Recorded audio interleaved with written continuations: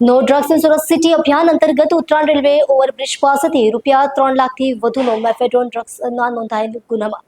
Wanted આરોપીને ગણતરીના દિવસોમાં જ સુરત શહેર ક્રાઇમ બ્રાન્ચે ઝડપી પાડ્યો છે। પોલીસ કમિશનરે સુરત શહેર વિસ્તારમાં યુવાધન નશાના રવાડે ચડતું અટકાવવા તેમજ સુરત શહેરમાંથી નશાયુક્ત માદક પદાર્થનું વેચાણ નેસ્ત નાબૂદ કરવાના no drugs in Surat city અભિયાન અંતર્ગત ગેરકાયદેસર માદક પદાર્થોની સપ્લાય કરતા ડ્રગ્સ માફિયાઓ તેની ગેંગને તેમજ નાસ્તા ફરતા આરોપીઓને પકડી પાડવા અંગે સૂચના આપી હતી। આ દરમિયાન ક્રાઇમ બ્રાન્ચની ટીમના પોલીસ માણસોને મળેલ બાતમી હકીકતના આધારે અમરોલી ઉત્તરાયણ રેલવે ઓવરબ્રિજની નીચે આવેલ ગરનાળા પાસે આવેલ હેપ્પી ક્રિકેટ ગ્રાઉન્ડની સામે જાહેર રોડ ઉપરથી સ્કોડા 4-વ્હીલ ગાડીમાંથી